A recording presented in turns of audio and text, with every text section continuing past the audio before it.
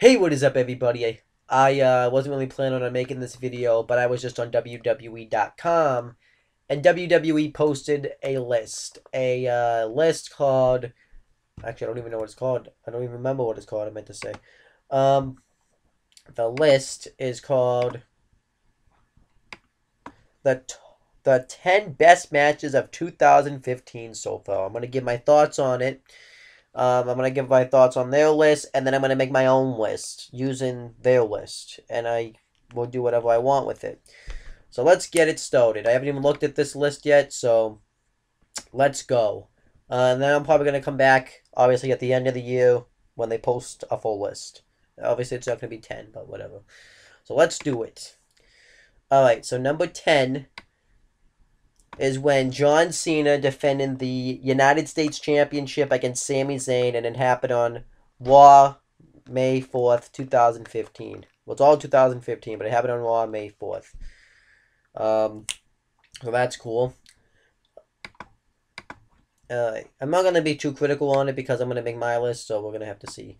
Number 9 is when Seth Rollins defended the WWE World Heavyweight Championship against Dean Ambrose in a ladder match at the WWE Money in the Bank pay-per-view. And then number 8 is when Chris Jericho fought Neville at the Beast in the East live from Tokyo show. That really was a good match. I really enjoyed that. Number 9... Well, no, number 8. Number 7. So that was number 8. This is number 7. Was when Brock Lesnar defended the WWE World Heavyweight Championship against Roman Reigns at WrestleMania 31.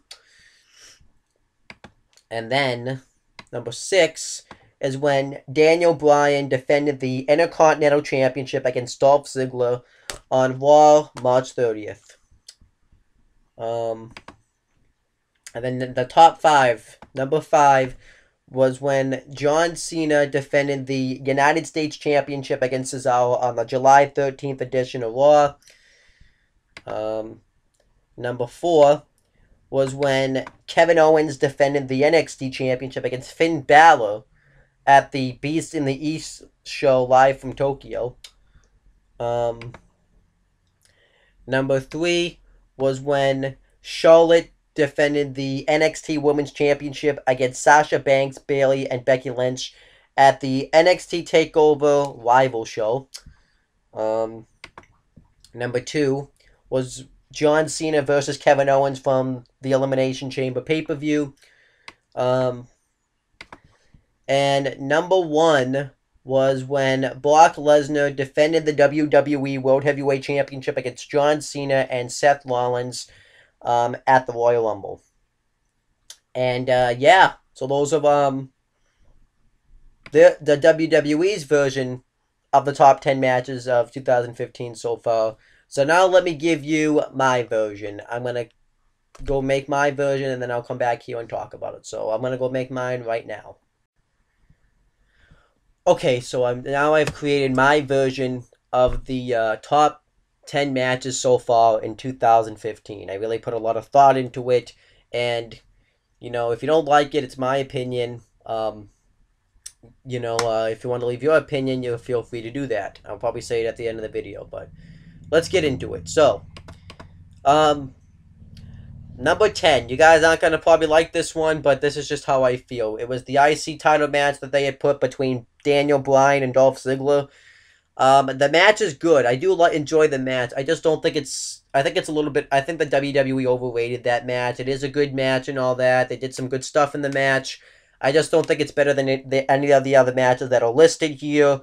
But I do think it is a good Intercontinental Championship match. I just don't think it's better than any of these other matches. I think it's a little bit... I think they overrated it a little bit. And then the U.S. title match between Cena and Sami Zayn. That was a good match. The reason why it's not higher up is because of the injury. If Sami Zayn didn't suffer the injury, it probably could have been better. And it was really more of a moment, too, to see Sami Zayn wrestling on Raw. So, the match was good, but it wasn't... But, you know, it could... and it is an amazing match. I really do enjoy it. It's just the injury kind of hurt it, and, yeah. Jericho versus Neville is in the exact same spot. I do think that I do agree with them putting it on that spot on the list. I think that's a good spot for it. So yeah, Chris Jericho versus Neville definitely deserves to be there. Then the Fatal 4-Way for the NXT Women's Championship between Charlotte, Sasha Banks, Bayley, and Becky Lynch. This is a great NXT Women's Championship match. I do think it's an amazing. It just proves that what they do on the NXT with the NXT women and NXT is better than the WWE Divas on the main roster, so I do agree with that. So I totally agree with why they would put it. Well, I mean, I think it's a good. I think this really is a good NXT Women's Championship match. It's awesome. Then the ladder match between Rollins and Ambrose. The reason why this did for me beat Charlotte, Sasha Banks, Bayley, and Becky Lynch is the Fatal 4-Way is because the way the storytelling when Rollins kept putting Ambrose down, Ambrose kept getting back up and he wouldn't stay down was awesome. The finish was awesome. And the fact that you finally had Rollins win a match as WWE World Heavyweight Championship clean. He didn't have anybody else come out there and interfere from the authority, so that was good. And yeah, I just thought it was awesome. And then we have number 5, the WWE World Heavyweight Championship match between Lesnar and Reigns. The reason why I put this there is because everybody would tell me going into WrestleMania that this match was going to suck. Just because of the fact that it's Roman Reigns, it doesn't do many moves, it's Brock Lesnar, they're not going to have a good style. But I'm like, give this a chance. This could be a really good WWE World Heavyweight Championship match. You know, it's two guys that never fought before. I think this could be a good match, and everybody ended up loving this match. And I was just like, up yours, everybody. I was right. You were wrong. Fuck you. So that's pretty much what it was like. That's why it made my top 5, is because of that. So, yeah. Then the NXT Championship match between Kevin Owens and Finn Balor. Really amazing match. I thought it was awesome. Really good back and forth stuff. Even though I did know Finn Balor was going to win, but I did have like a little bit of hope that Owens would win. Maybe they would like have Owens win and get him some heel heat. You can still say you didn't know, so I thought it was awesome. And then the U.S. title match between Cena and Cesaro. That was amazing. That made my top 3. That is an awesome U.S. Championship match. That is an amazing match. Anytime John Cena and Cesaro wrestle each other, they bring out the best in each other. And I think it's awesome. John Cena's U.S. Open challenges, by the way, are all over this list. Just because when John Cena has the matches, he pulls out new moves. I do think John Cena, everyone's underrated John Cena's matches lately. Even though some of the moves look sloppy, I do think he should get rid of the springboard stunner. John Cena totally deserves to be in this. And then the triple threat match between Lesnar, Cena, and Reigns at the Royal Rumble. I thought that was an amazing match. The only reason it's not number 1 is because you pretty much knew Brock Lesnar was walking out as the WWE World Heavyweight Champion. You could have made an argument for Cena, but not Seth Rollins. You knew he wasn't going to because he was still had his briefcase. It was either going to be Lesnar or Cena. So I knew it was going to be one of those two, so that's how I feel. Then we had Cena versus Owens as my number 1 from the Elimination Chamber. The reason why it was is because he had no clue who was going to win this match. Also because of the in-ring components itself. But he really had no clue. You could have assumed John Cena because the company likes to make John Cena look strong. And then Kevin Owens because he needed the win. He was coming off NXT looking dominant. He needed to look dominant in this match. And when Kevin Owens won, he didn't just win. He beat John Cena clean. Now, when you beat John Cena clean in a match, that says something right there. Because they don't have John Cena just lose clean to anybody. So when Kevin Owens won, I marked out. I thought it was awesome. So that's why I picked that to be number 1. So that's my list right there. And I did make some honorable mentions because I feel like there's always honorable mentions that you can't fit everything on there. So I'm going to say my honorable mentions. Some of these are added because I had to record this video again because I got interrupted. So some of these are added when I was recording it the first time around. So let's get into it. The following match between Cena and Owens, the Money in the Bank from Money in the Bank, I thought that was a really good match. The only reason that I hate it is because I think the wrong guy won. I talked about it before. Kevin Owens needed the win. John Cena doesn't need to beat everybody. It would have made more sense storyline-wise. But other than that, it was still a good match. I do think that they delivered So I thought that was awesome. I don't know which one was actually better, the Elimination Chamber match or the Money in the Bank match. And I can't wait to see the Battleground match. That's going to be good. So then Sasha Banks so now the next one is when Sasha Banks defended the NXT Women's Championship against Becky Lynch, and it took place at NXT TakeOver Unstoppable, an amazing Women's Championship match. I actually think it's better than the Fatal 4-Way match they had. Just an awesome match. It was really good, and I was really happy with this match. It was awesome, good storyline with It was two like friends that were coming together, and the storyline, the build-up packages to Becky Lynch, and you really didn't know who was going to win. I thought it was awesome. Then we had Tyler Breeze versus Finn Balor in a #1 contenders match for the NXT Championship. Whoever won would become the #1 contender to that, and it happened at NXT TakeOver Unstoppable. I just thought it was a really solid match, even though it was supposed to be a triple threat match with Hideo Itami thrown in there. I do think it still ended up delivering, and I just liked it. It was awesome. It was a good match. A good way to open up the show, too, so that's what I liked it. And then we have the next match. It was Adrian Neville, now just known as Neville, versus Finn Balor. And then the other #1 contenders match that took place before the one on Unstoppable. And this match happened at NXT TakeOver Rival.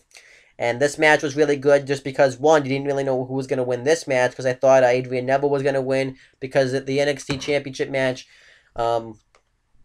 later on that night, that was also on my list, was between Sami Zayn and Kevin Owens. So Adrian Neville, had problems with both of them, with Sami Zayn because he took his title, and with Kevin Owens because he, tried to end his career. Finn Balor was a new guy, though. He needed to win this match, and when Finn Balor won, it was awesome, and they were pulling out really good moves in this match. This was just an amazing match, totally worth checking out. Then, the Sami Zayn Kevin Owens match, when Sami Zayn was defending the NXT Championship against him later on that night. The storytelling was awesome. When Kevin Owens just looked like a monster destroying him. This is my favorite match on that show. And everyone says Finn Balor and Adrian Neville.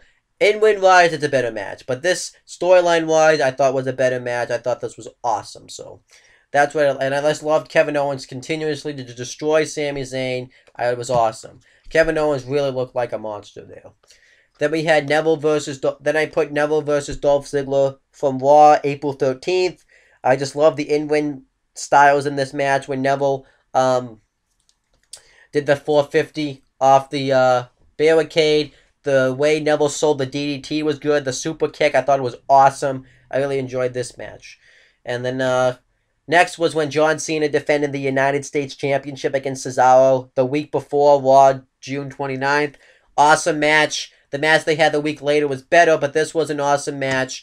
And, I thought it was awesome. Then we had the John Cena earlier, a month earlier, defending the U.S. title against Neville on May 11th. Awesome match. It was a shame it didn't have a finish, but it was still an awesome match, and I liked it. And I think they worked really well together. And that's my list. Those are my honorable mentions and my list up the top. Leave your thoughts on the list. To be honest with you, in-ring wise, WWE product has been pretty good. I'm going to say that. It had some good in-ring matches. It's still, the booking still sucks, but if you look at it in-ring wise with matches and all that, it's pretty good. So that's pretty much it, guys. You can subscribe to my non-wrestling channel where I talk about non-wrestling things up there.